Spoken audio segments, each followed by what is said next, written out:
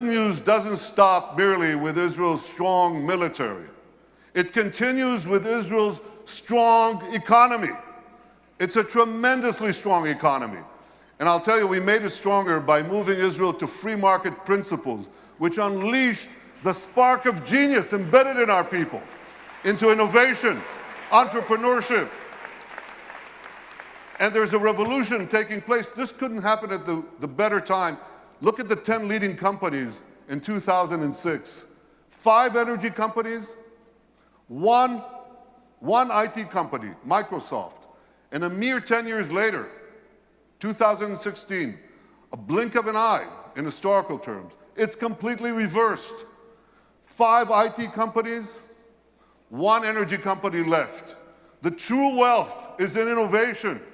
You know these companies, Apple, Google, Microsoft, Amazon, Facebook. Guess what? They all have research centers in Israel. All of them. Major research centers. And they're not alone. There are hundreds more. And there's a reason. Something is going on. It's a great change. It's, you want to hear jargon? It's one sentence. This is a terrible sentence, but I have no other way to say it. It's the confluence of big data, connectivity, and artificial intelligence, okay? Did you get that? You know what that does? It revolutionizes old industries, and it creates entirely new industries. So here's an old industry that Israel was always great in, agriculture. We're always good in agriculture. But now we have precision agriculture. You know what that is? See that drone in the sky? He's connected to a big database. And there are sensors in the field. And in the field, there's drip irrigation and drip fertilization. And now we can target, with this technology, the water that we give, the fertilizer that we give, down to the individual plant that needs it. That's precision agriculture. That's Israel.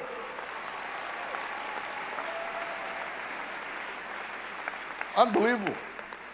You know, we were always good in water. I want you to see how good we are. So we recycle almost 90% of our wastewater. The next country with less than 20% is Spain. You can see how Israel, what it does for water, what it does for the environment. So when you take these two things, agriculture and water, and the other technologies that we apply in both, we can change the world. We are. We are. I just heard about an African woman in Africa has to walk 8 hours a day to give water to her children. 4 hours one way to a well, 4 hours back. And a young Israeli company brought in this technology that improves on Moses. Remember Moses? He brought water from a rock. They bring water from thin air. They bring water to Africa, to millions of people in Africa. Israeli technology.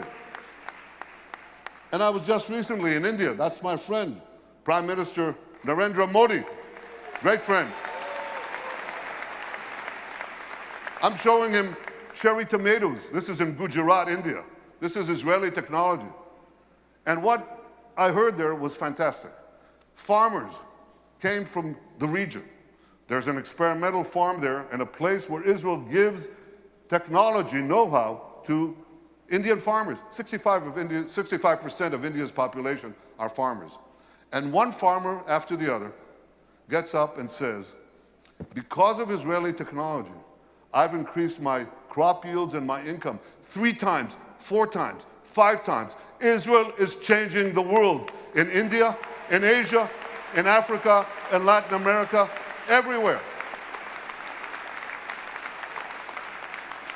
These are the old industries. Now they're new industries. Israel is literally, how can I say this? Israel is literally driving the world. I'm talking about autonomous vehicles. Israel is a world leader in autonomous vehicles. 500 tech companies that sprang out almost instantaneously. And one of them, Mobileye, up there on the left, was just sold to Intel for the paltry sum of $15 billion. But the interesting thing is that Intel said to them, Here are the keys to our 30 worldwide autonomous vehicle businesses. You run it. Israeli technology is driving the world. And one last industry, there are many more, but one more that you're all familiar with. You have bank accounts? You should. Okay. Well, you don't want anyone hacking into them, right? Or into your cars, or into the planes you ride. You need cyber security. Everybody needs cyber. Israel has become a world leader in cyber security. Look at how much they invest in the hundreds of Israeli startup companies, tremendous companies. But here's another factor that you should know. Israel's population is how much? Who knows? Class? 8 million. It's closer to 9, but it's about between 8 and 9 million, that's correct. And what percentage of that is of the world's population? Oh, come on. It's 1/10 of 1%. So what percentage do we get of the world global investment in cybersecurity, in private investment in cybersecurity? We're 1/10 of 1% of the world's population, and we get a whopping 20% of global private investment in cyber. We're punching 200 times above our weight. Not 2 times, not 10 times, not 100 times, 200 times above our weight. That's one heck of a punch. Very strong. Now here's how the dots connect. Because we have this tremendous capacity for security and intelligence, and because we have this tremendous capacity for civilian technology, for making the lives of people richer, safer, more productive, many countries are coming to Israel because they want to share with us these benefits. And that creates the third great change, which is a flourishing of Israel's diplomatic relations around the world. You know, when I joined the Foreign Service 105 years ago,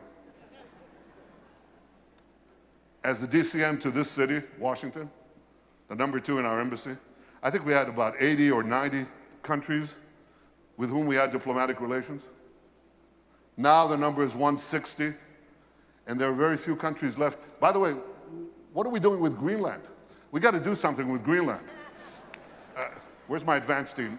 Go to Greenland. They must have some satellite needs or something that we could do there. But we are coloring the world blue. I've been to Africa 3 times in 18 months. I've been to South America, Latin America. Can you imagine? In the 70 years of history of Israel, a prime minister of Israel never went south of Texas? I mean, I love Texas, but yeah, I do. But we went to Argentina. We went to Argentina, to Colombia, to Mexico, and they say, come back, we want more. That is changing. All these countries are coming to us. India, China, Mongolia, Kazakhstan, all of them. Azerbaijan, Muslim countries. First time I visited Australia, tremendous. It's far away though. So we're coloring the world blue. And you know what? The numbers, you remember people talked about Israel's isolation? Remember that? Israel's isolation? Pretty soon, the countries that don't have relations with us, they're going to be isolated.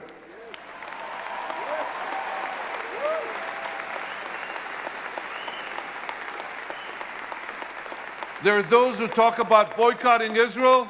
We'll boycott them.